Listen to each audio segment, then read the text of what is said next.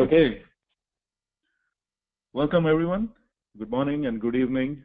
My name is Rahul Abhyankar. I'm Director of Programs and Faculty at the Institute of Product Leadership, and welcome you all to the webinar, Essential Go-to-Market Considerations. Our featured executive guest today is Eric Winsborough.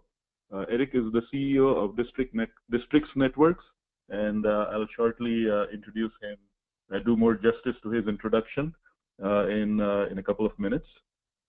I hope you can all see my slides, hear the audio properly.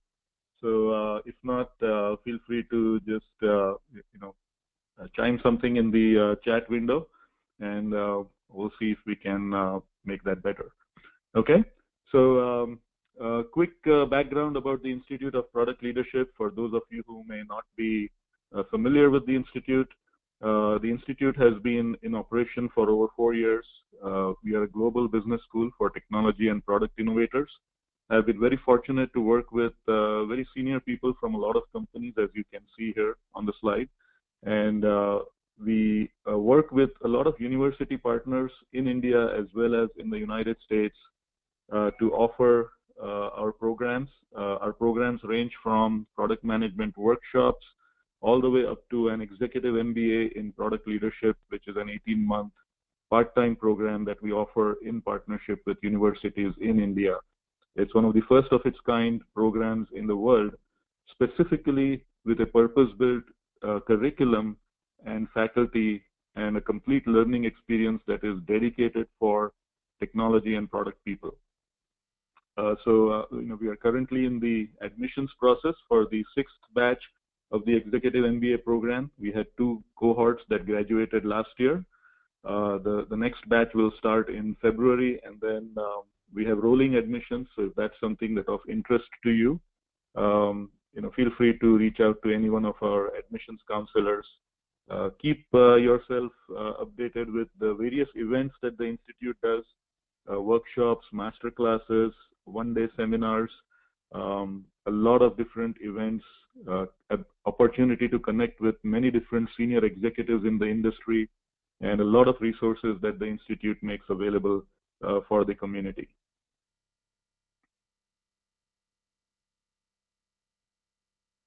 Okay, so you can also take advantage of our continuous learning and access program, which we call CLAP. Go to productleadership.com/CLAP. Sign up for an account, and you get Google Education credentials, Google Drive storage, access to resources.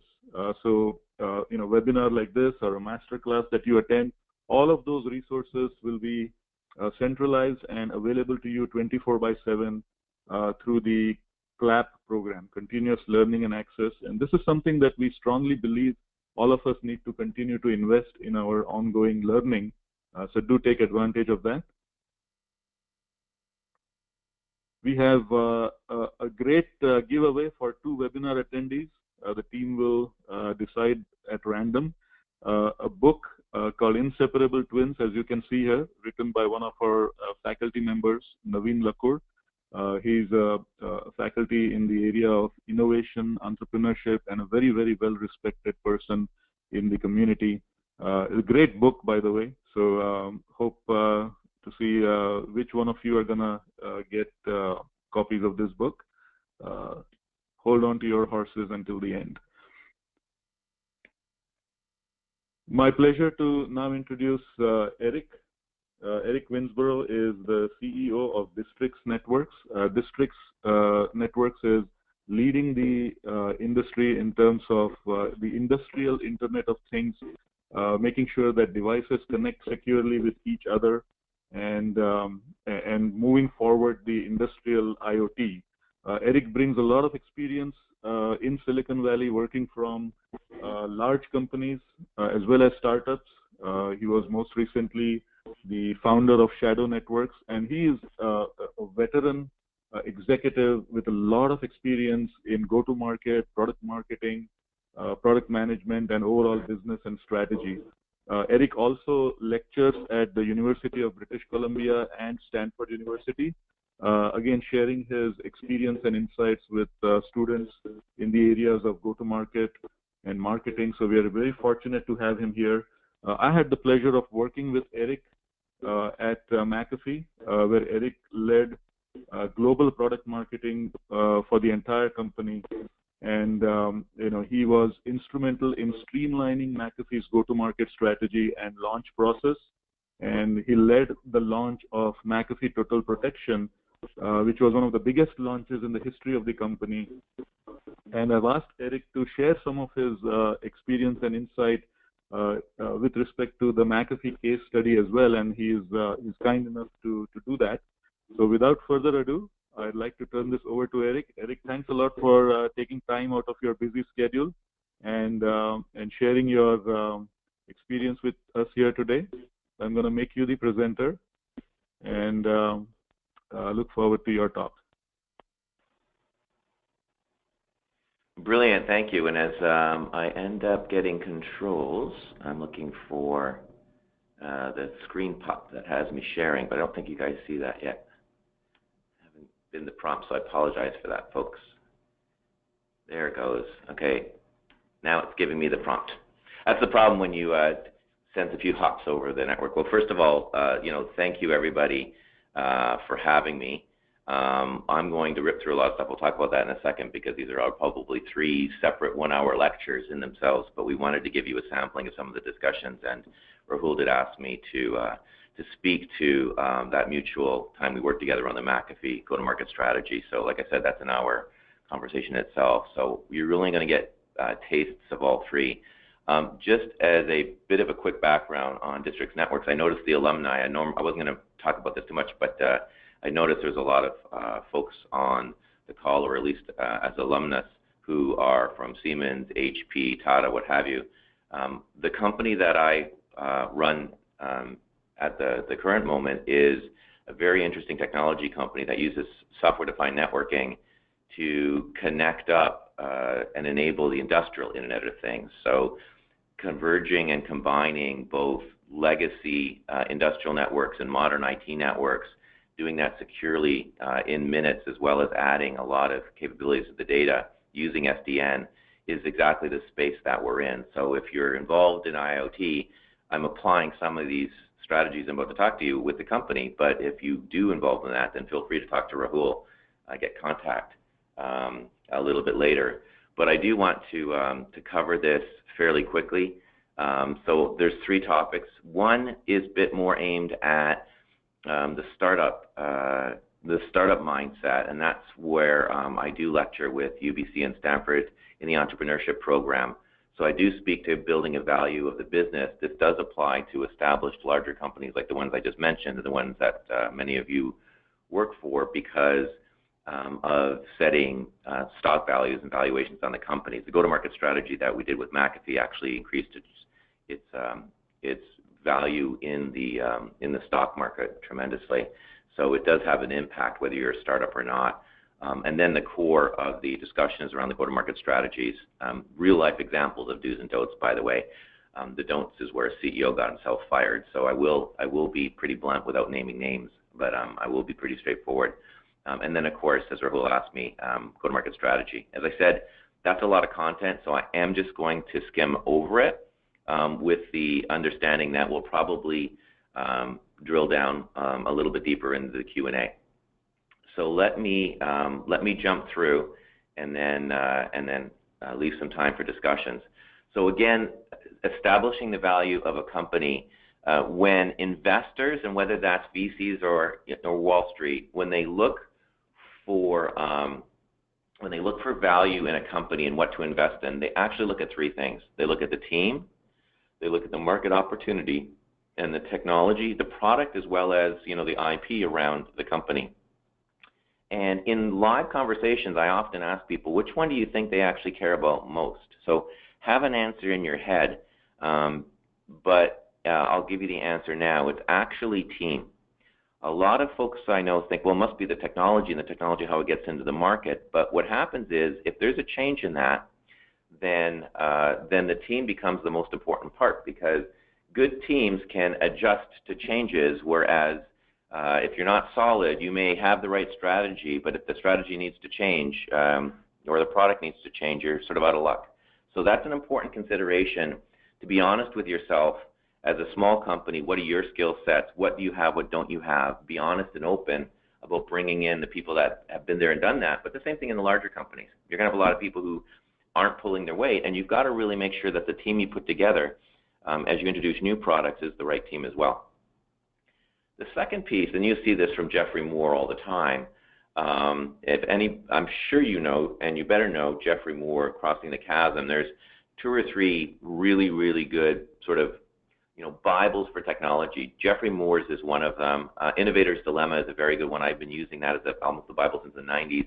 And, more recently, things like Lean Startup is good, although it doesn't help with the larger end enterprise as easily as it fits into consumer or quick products. But still, a lot of the principles work. So the next few slides will be a little bit around Jeffrey Moore. And when you establish the value of the company, you can't just find early adopters. It's really critical to find early adopters and usually get your initial deployments. But the things that you've got to worry about next is how you cross that chasm. What does that mean? I think you probably have all heard that before. But it's very specifically to say, just because you have 1 or 2 or 3 customers doesn't mean you can have 30, 300, 3,000. You've got to be able to set yourself up to take things in volume. And one of the discussions he has around that is what he calls the bowling alley. The bowling alley concept, and this is in the upcoming slide, is around picking a head pin. The very first pin that you knock that down, you're going to start knocking down some others. And that's tough to do. And that's really critical in a startup because of the resources that you've got. In fact, that's one of the things we're doing with the company right now. This company has so much technology. It's like a Swiss Army knife. But when you can do all of those things, how do you repeatedly sell? So you've got to pick the corkscrew and run with it, even though you can do so much more. In a larger company, so when I ran product management for Symantec, we were making already $1 million a day. But there was a whole bunch of different products. That was the issue with McAfee as well and in a lot of other places. And if you're going to introduce a 1.0 product, you've got to focus on where you go first and then allow the rest of it to sell. That's not an easy concept to get. Absolutely critical. So you pick who's the early adopter, who's the target market, what problem am I solving that our existing products or competitive products aren't solving today, and let us go emphasize that. Once you emphasize that, up along the left side, you can say, I can still take that product, it's a horizontal solution, and just tweak it to fit other vertical markets, whether that's financial, oil and gas, or any other type of, manufacturing, government. You'll have tweaks to your product, but the essential problem you're solving is similar. They'll just be described in different use cases, and that's up the left-hand side.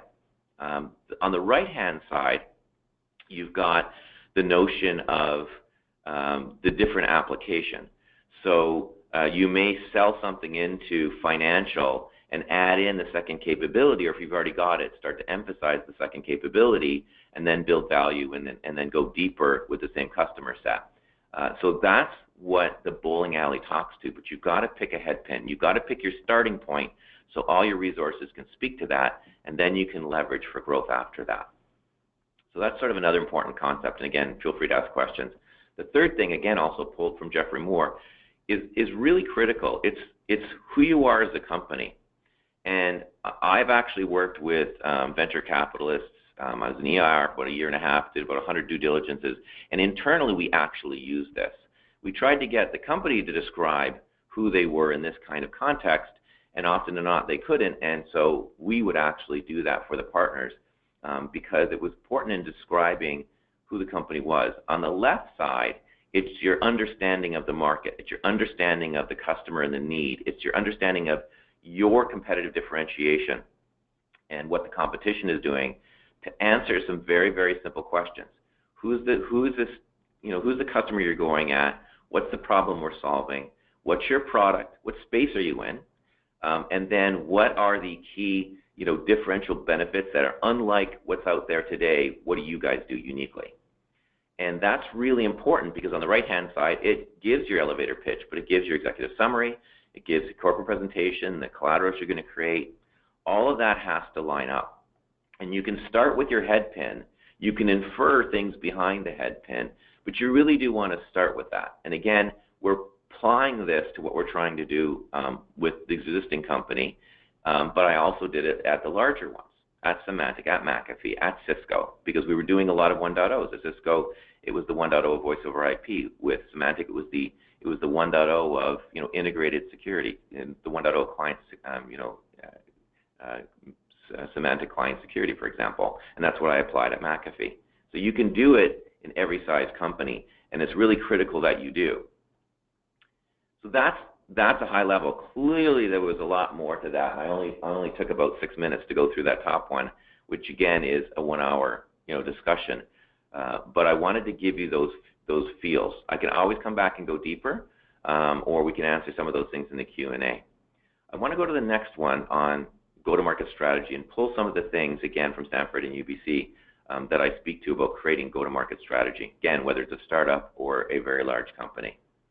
So the first question that we often ask is, what's the right customer to go at? If you're going to have early adopters, again, if it's a 1.0 product or a brand new, and that establishes growth, what's the right customer? And it's easier to answer, actually, what's the wrong customer. So the wrong customer is the one that's in the wrong market. It is, you've got to pick your target market. You've got to pick where you're going to start.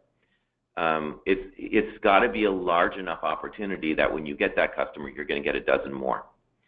The second is that what they care about is not mainstream. You've got to pick a customer who actually matches the demands of what you would expect from a lot of other people, and you solve that problem. Otherwise, you're into customization. You're just building one-off products.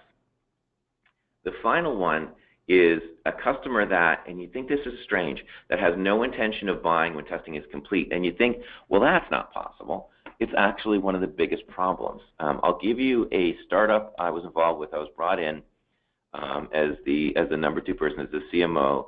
CEO was struggling a bit. It was a Sequoia-backed company. If you know Sequoia Capital, they did Google, they did YouTube, they did Facebook, they did a lot of big things. And so they're one of the tier 1s in the Valley.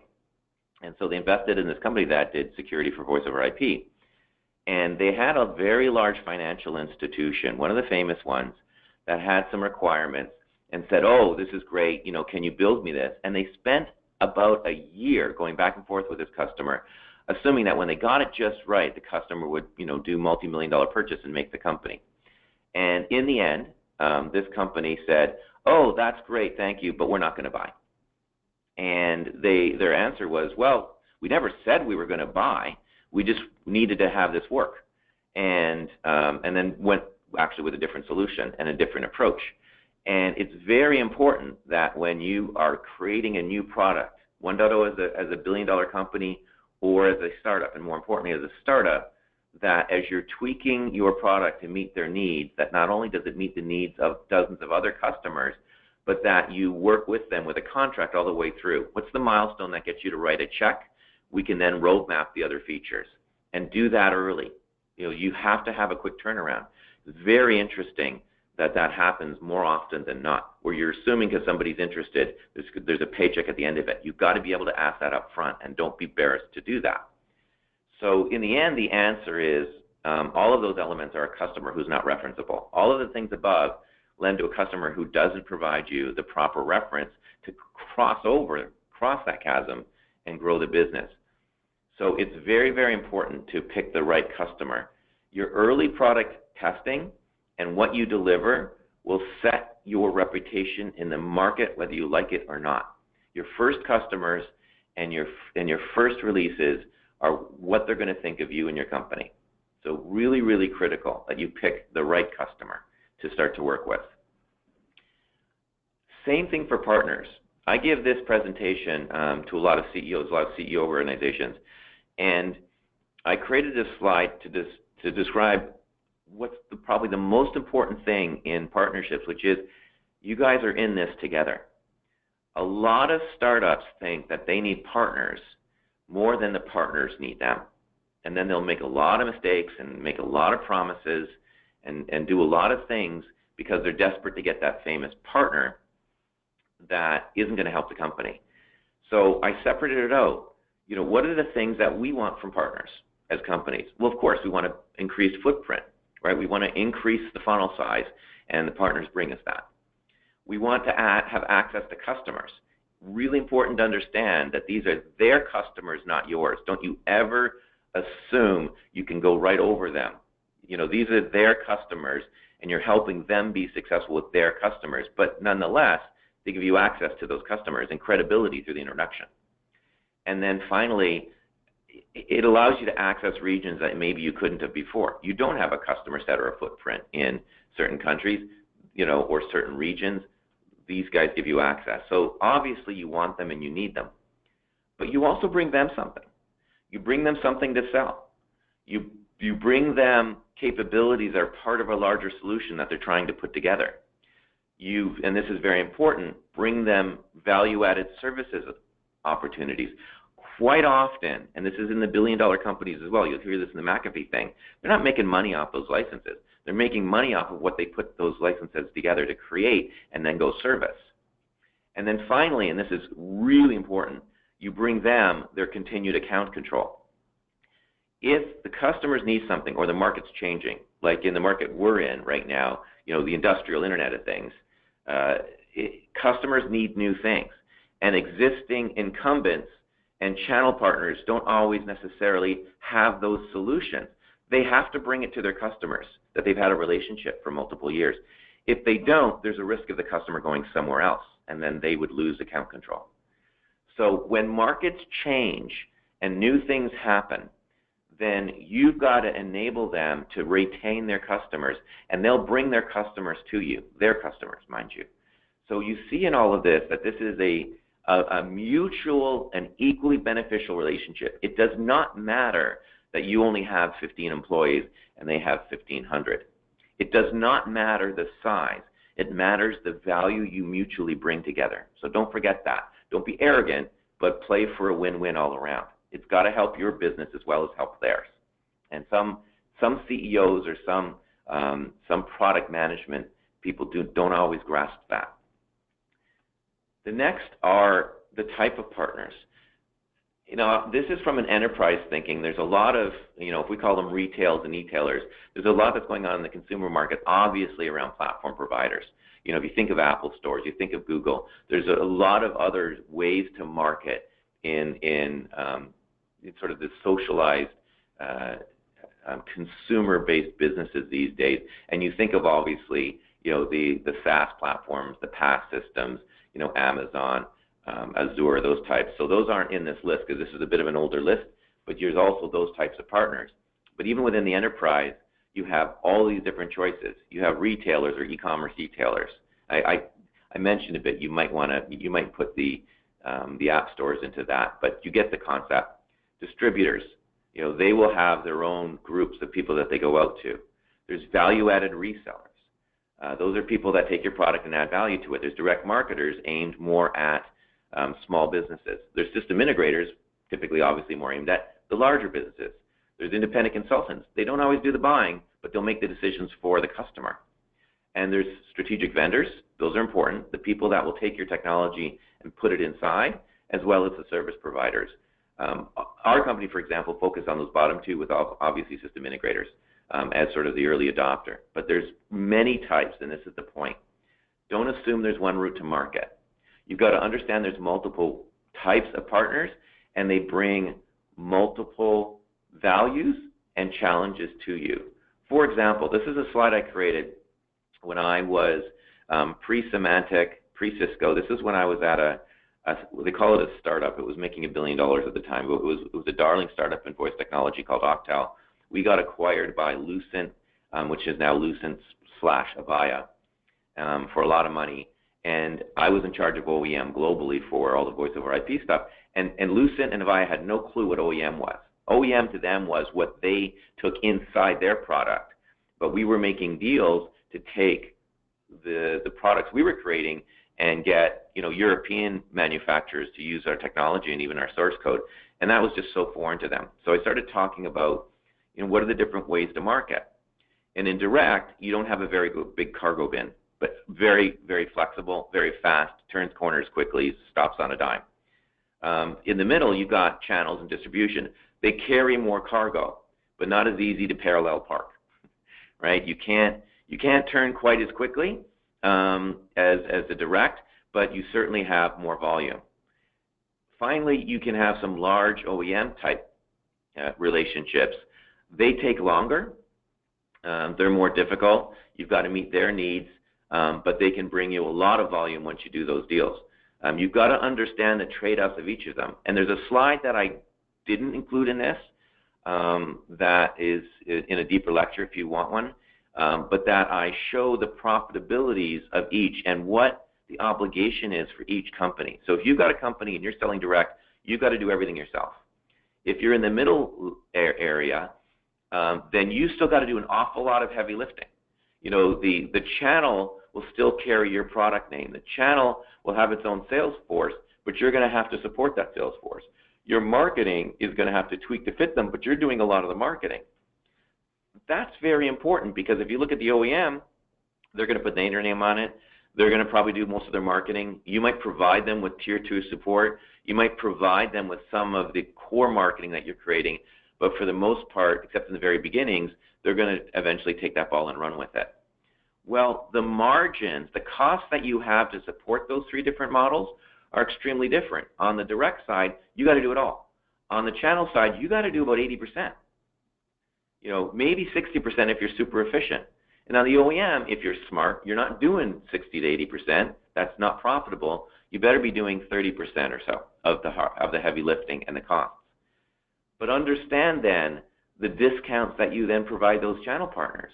If you've got a big channel partner in the middle and they want a 50% discount, you're stupid. Sorry to say that, but you're going to have to do most of their work for them. Where's your profit? Right? They're bringing their sales and they're doing some efforts, but you're going to do all the heavy lifting. You can't give them a 50% discount. You can give them a range based on their volume, but that range should better be from like 25% to, oh my God, if they're fantastic, 40% because they're selling you a whole bunch of stuff, but even 40% is too high. 25 to 35 is probably a fair range because you've got a lot of costs. OEM, depending on what they are they just going to white label your product and you do most of the work? Are they going to take your source code and do all the work themselves? There's ranges in there. So the point is, you've got to select your channels extremely carefully. The old days had the 4 P's of marketing. Now, apparently there's 5. But in the old days of marketing, the 4 P's, you know, price, place, promotion, and then distribution, you know, that's place, sorry, and then product. The most strategic, I'll start with the least strategic. The least strategic is price. Why? You can change it. You may have in a channel 30-day notification or something, but you can change it fairly quickly. If you're wrong, change it quickly. You pick the wrong channel, it's going to cost you about 2 years of effort. You make a mistake on the channel partner, and all the effort you put in is going to have to be rewritten. That's the most strategic because it's the one you don't want to get wrong.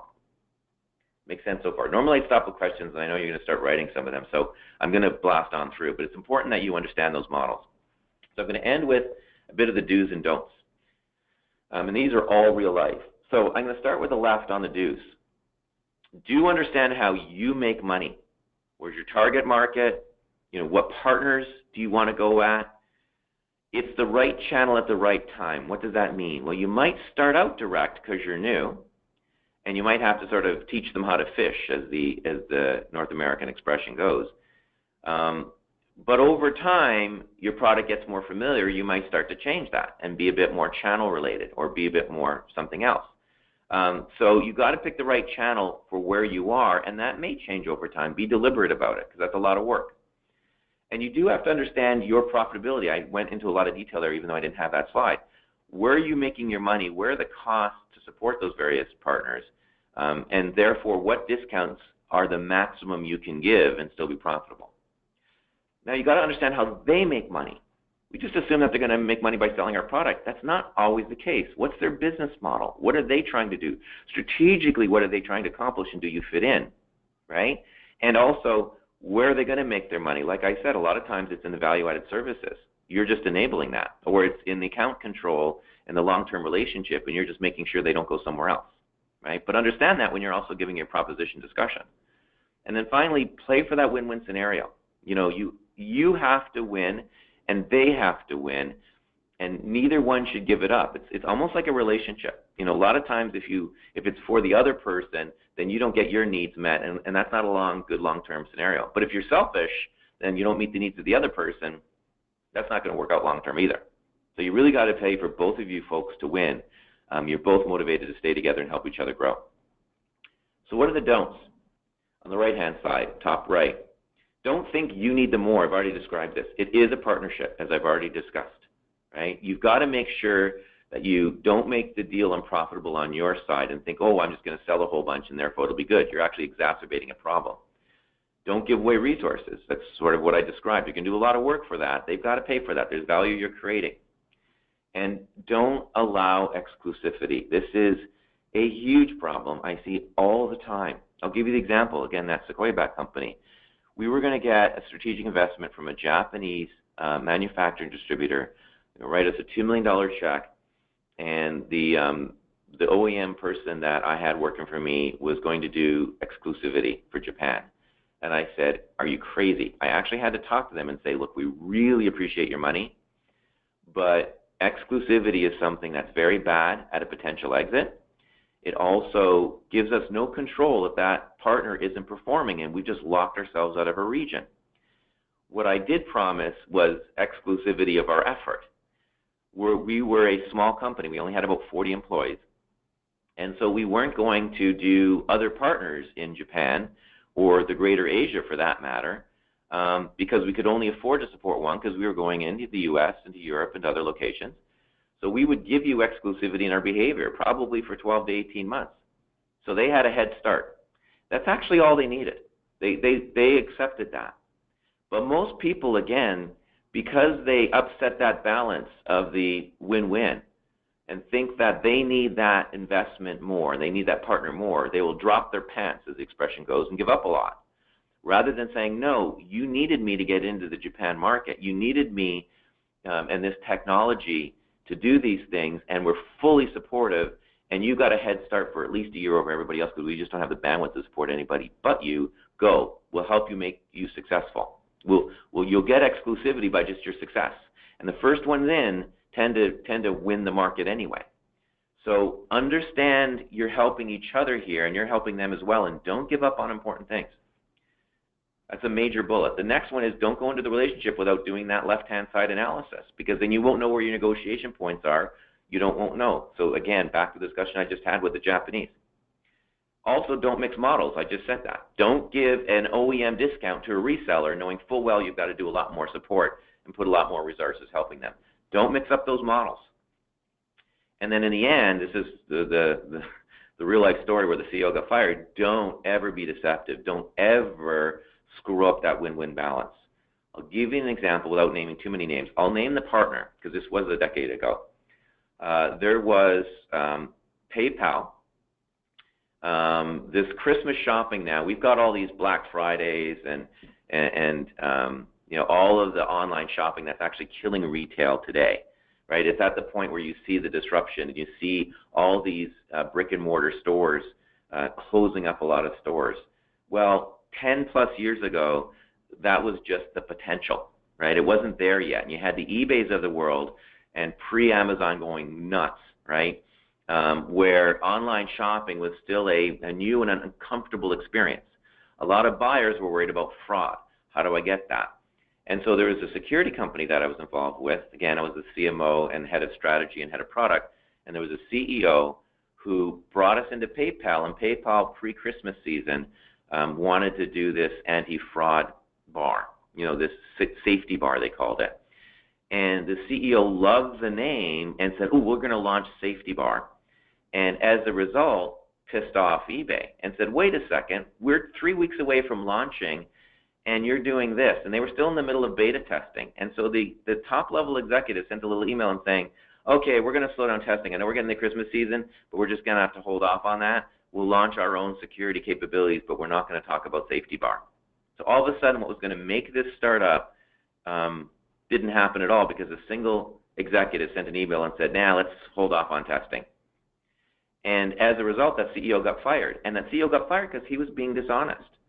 He was upsetting that win-win balance. Whereas if we went in together, both companies would have benefited. eBay would have gotten a lot more Christmas sales because people wouldn't have been as nervous, and this company would have went along for the ride. Who cares that their name wasn't front and center? So those are really important things. This is a very important slide to think about and to plan in advance, because if you don't plan it in advance, some famous name comes your way and says, that's a great partner to have, and you sign them up and don't think through it. You know, another real-life example is when I was at Cisco, we were doing the 1.0 of voice over IP, and I was in charge of product management for Cisco's 1.0 unified communications in the late 90s. I told you I'm an old guy. So we had SMS partners. We wanted to go into cellular market, and everybody wanted Logica. Everybody at Cisco, especially in Europe, loved Logica. When we did the analysis, 7 out of the top 10 cellular carriers were actually doing somebody else, CMG. And so we said that's the right go-to-market strategy. It pissed off the sales guys in Europe, but we said, no, we'll go at Logica, but if we get one partner, then this is the one to go with. It ended up that CMG, later bought Logica, but we didn't know that at the time. It was the 90s. But we had to analyze the market and proactively go at something rather than be knee-jerk and reactive even when sales guys were saying something. This is really important, that you do the do's and the don'ts, that you really understand these things before, because it'll take you, as I said, a couple years to change your strategy. So now I'm going into the real life. Now this is a wholesale change. I've been talking for about 30 minutes, but I think we're actually about 35 minutes into it. So I'm going to try and do this in 10 minutes. I apologize. I want to leave time for Q&A. So I'm going to speed through this, but it's a real life story of not a startup, but of a billion-dollar company. I was just acquired at a company called Cygate. It was in between Symantec and this. We got back into Symantec, did a good job at that. McAfee hired me to run, as Rahul already spoke about. And when I joined, I found out they had a lot of mess. They were making $1 billion, but marketing was not strategic. And this may resonate with many of you on the phone who work at larger companies. So this was their go-to-market strategy, and I did that in the first 3 months on the job, and then we executed through the entire year. So I found out we weren't enabling channels. Way too many point products. You'll see on the next slide how many we were trying to launch in a year. The messages were not targeted, and they didn't understand how the channels made money. Can you believe it? As I said, one of the do's, right? There were inefficient launches. Too many point products again.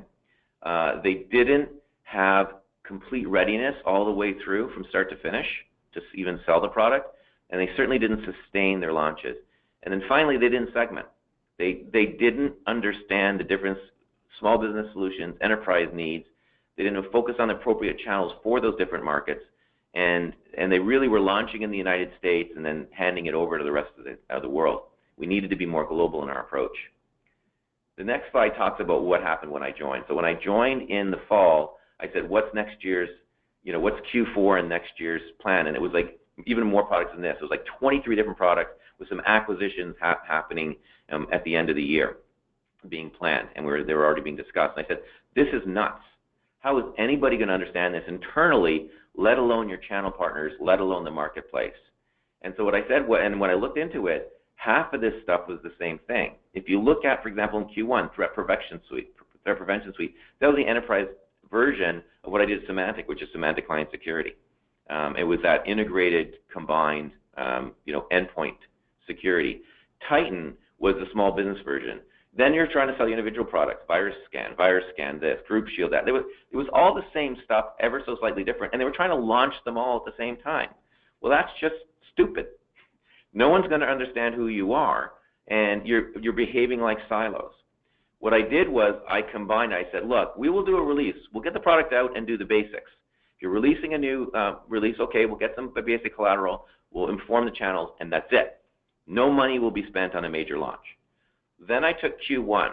I told you about that company, Cygate. We got acquired by Symantec for $250 million, even though we were making only about $10 million at the time, between 7 and 10 per annum. But we were the leader in a new market called network access control. McAfee was about to do McAfee Policy Enforcer. It was that capability, but it was a feature. And I said, you're crazy. A company just got bought for $250 million, and you're marketing it as a feature. Do a full-on launch of that and explain to the market why yours is better. And I knew the reasons it was better, so we pushed that, the integration type things. And so that was really powerful. Then in Q2, we launched Total Protection Solutions, and it was actually 4 major segments and 6 different products all rolled into one. And then we talked about that, and then we set the stage for risk management. So it was a major effort globally once per quarter, which is about all the channels and the company could really absorb. But it really started to position the company. Sorry, I was going in the wrong direction. Apologize. So we went from that to that, and strategic, and in terms of the offerings, by the way, just so you know, in the bottom level in small business, there was only certain things we did.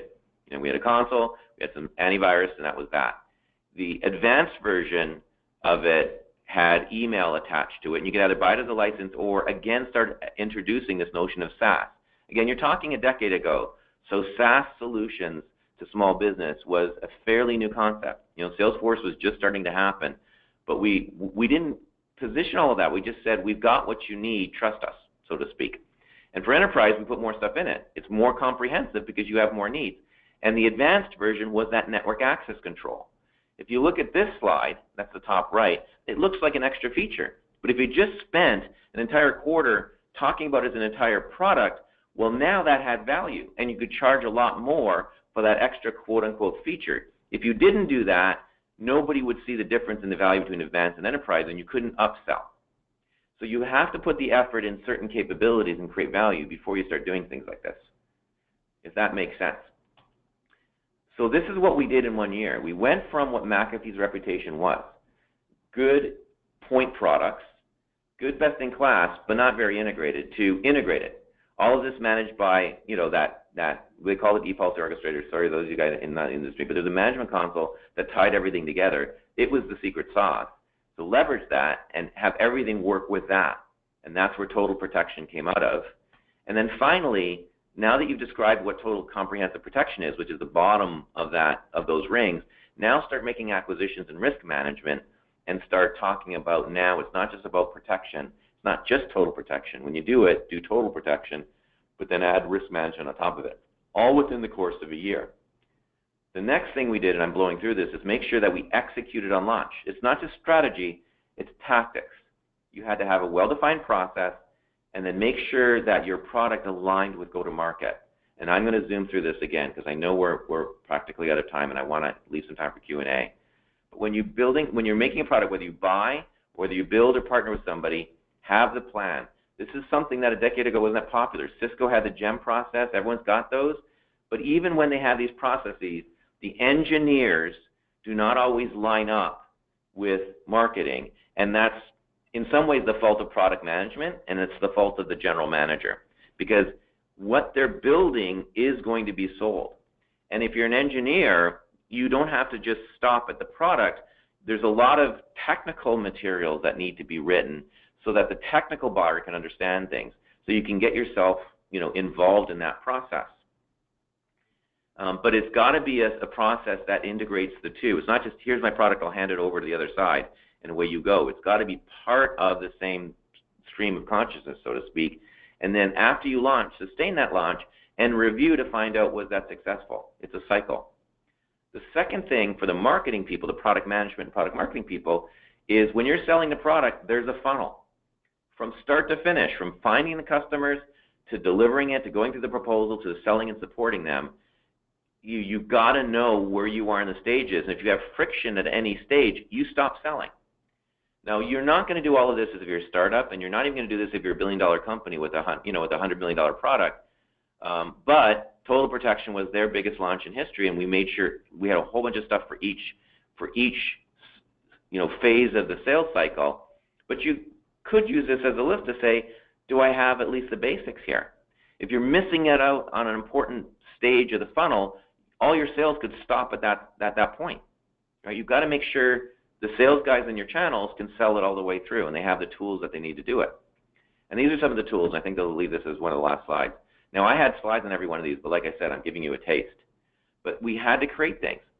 Go down that list of the bullets. We had to create marketing assistance kits, right, and give that out to the channels and the salespeople in advance. The second bullet, we had to provide, a launch kit to partners. We hold seminars. CRN is a channel, is a major channel-based seminar, but we were doing seminars in education. Well, you can do your own webinars in advance. Then we went and had a national call-out day. What's that? Well, we had major partners.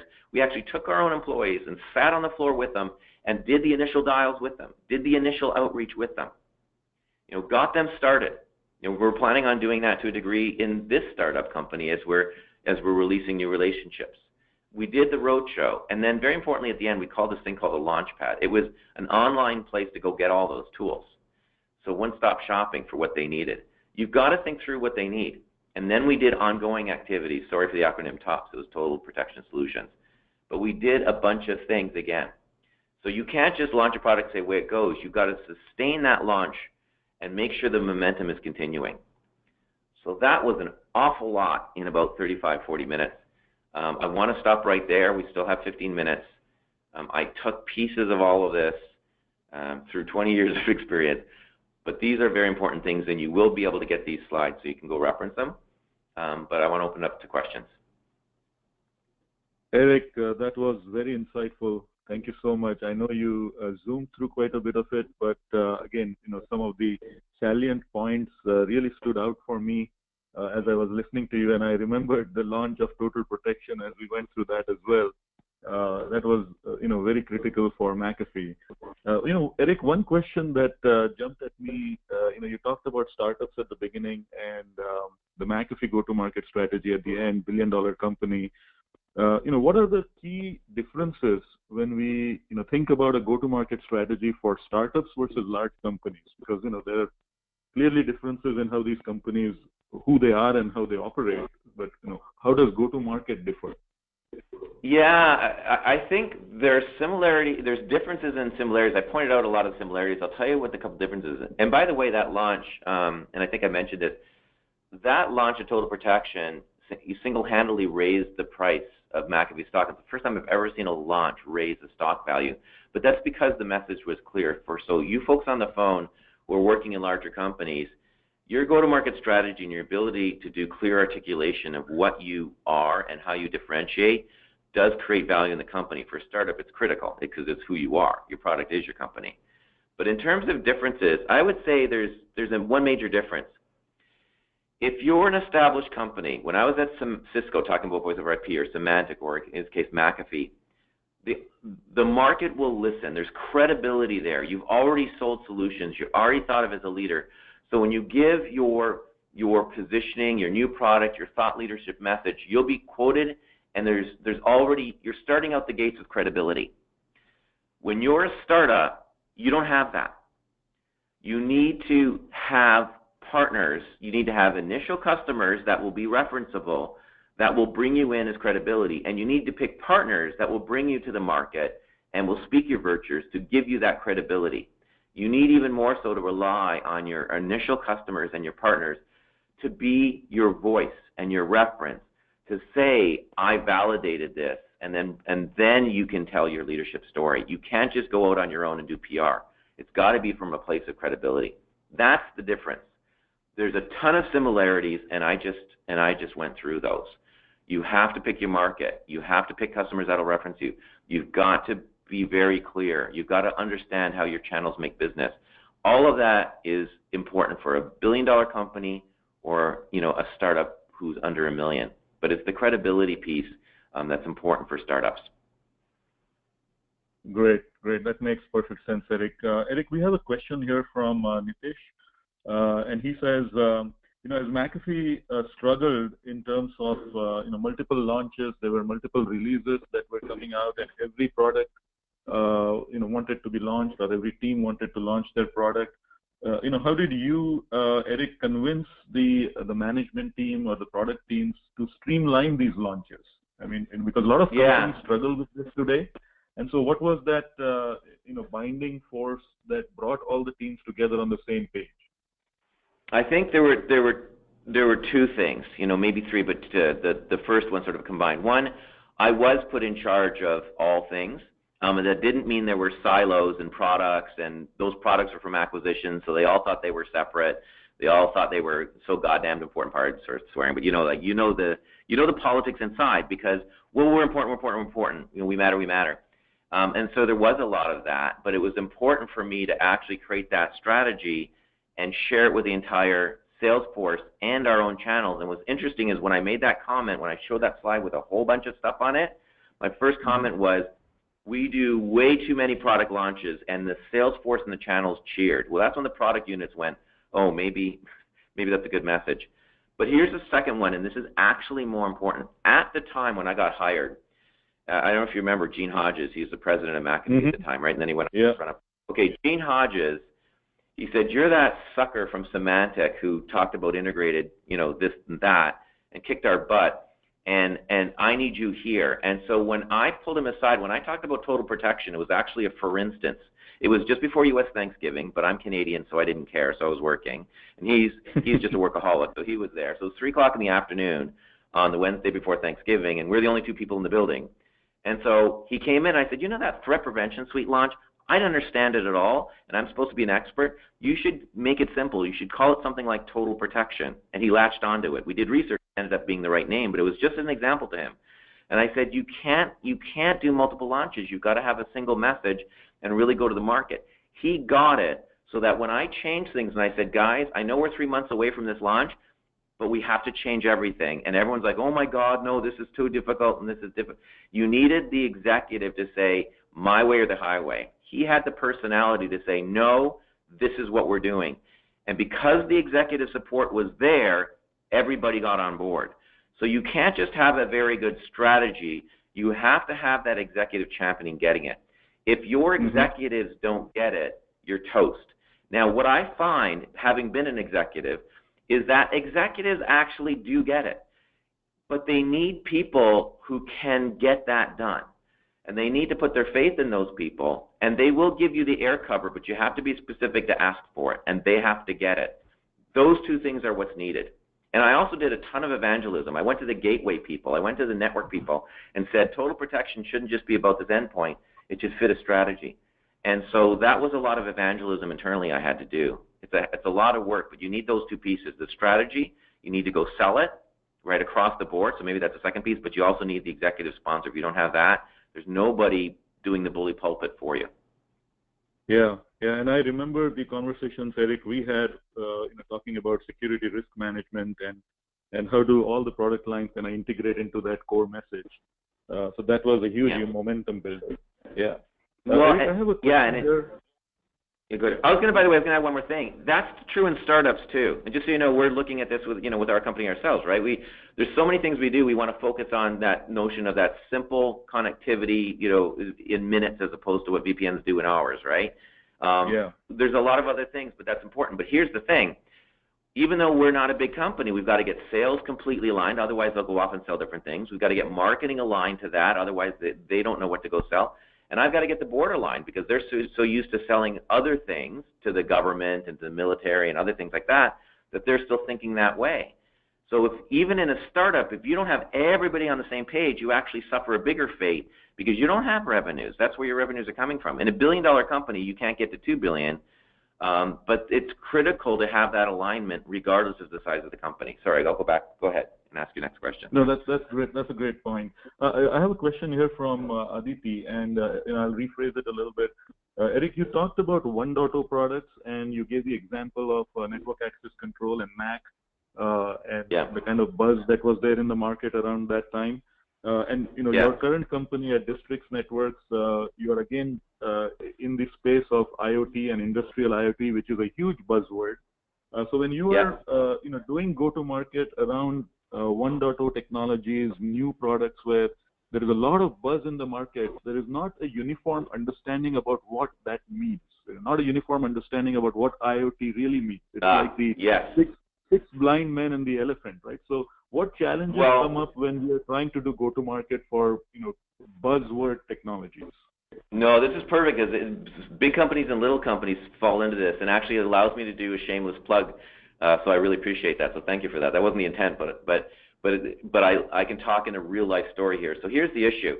This company has actually been around for 10 years under a different name, creating very sophisticated connecting up sensor networks for the U.S. government, for a number of military operations.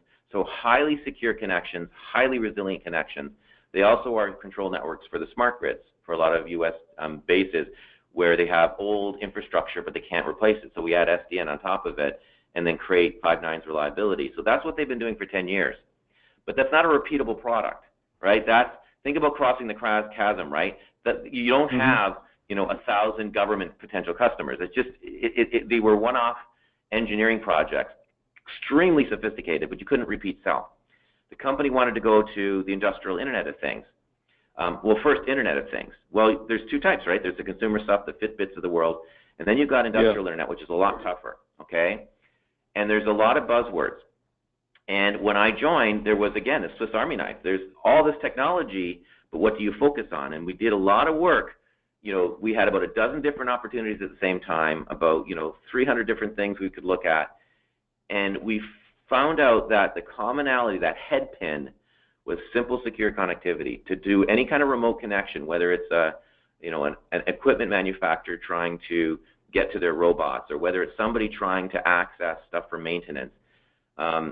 They had to go through a lot of firewalls and cross a lot of networks, and all these rules had to be put in, and it was a pain in the ass. Well, we had designed something for the military where we could actually connect up in about 2 minutes, and incredibly secure, right? Military level types of security. And they went, holy cow, that's a need across the board. When I presented that at IoT World in Silicon Valley, we're a Vancouver, Canada-based company, but we went down to the Valley to IoT World. There's about 15,000 people in 2 days and about 150 people competing. We win this Innovation of Things Award. So we made our message crystal clear that you can't just talk IoT buzz. What the hell is that? That was like cloud 15 years ago. What's cloud? Well, now we know.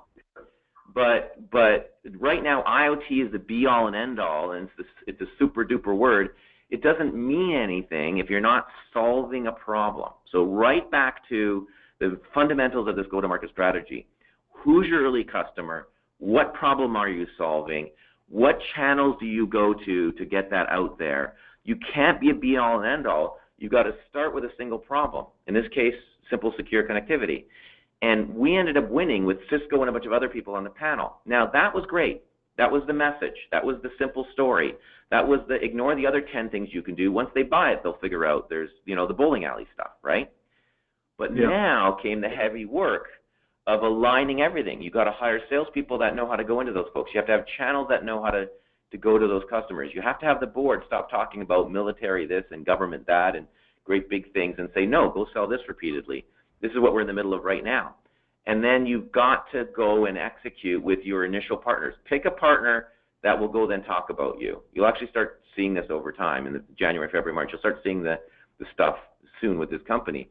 But you've got to go find, and work with people that say, I'm right in the hub of industrial networking, and we're going to OEM your product. We're going to do it. We're going to co-sell. And, oh, look at this, the cellular providers, they want to get into IoT, but how do they do industrial?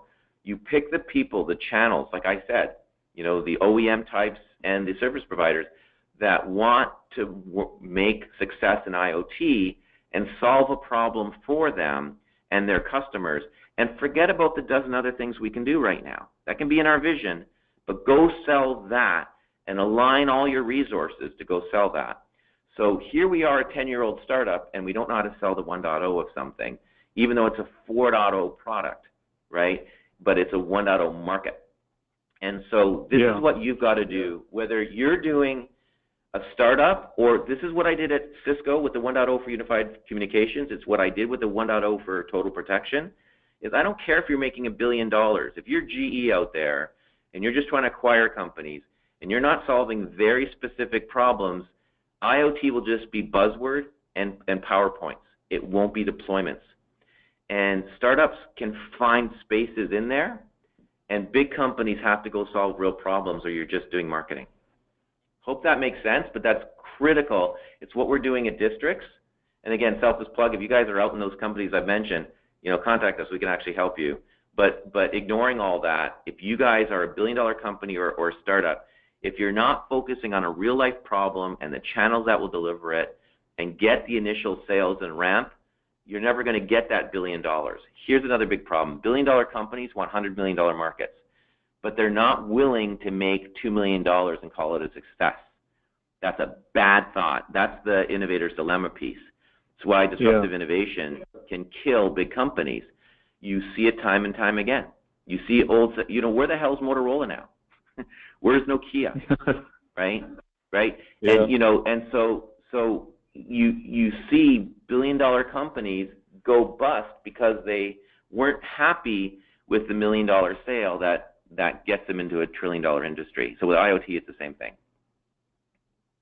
Excellent. Thanks a lot, Eric. And time is never enough to pick brains of someone like you who's been in the industry for such a long time and have a wealth of experience to share.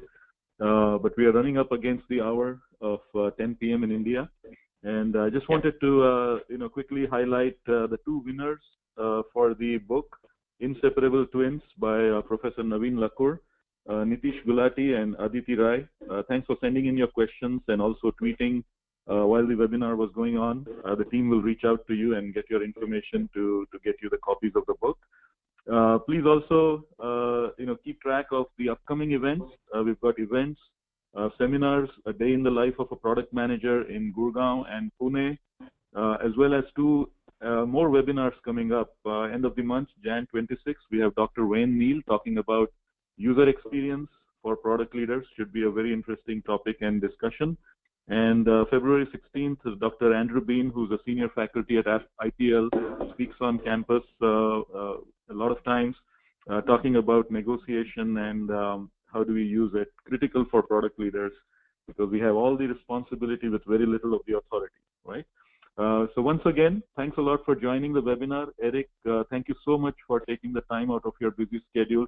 The three things that I made a note of as key takeaways, and I hope a lot of you did as well.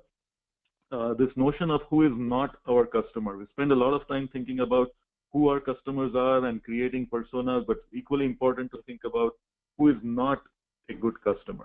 So that was the important insight.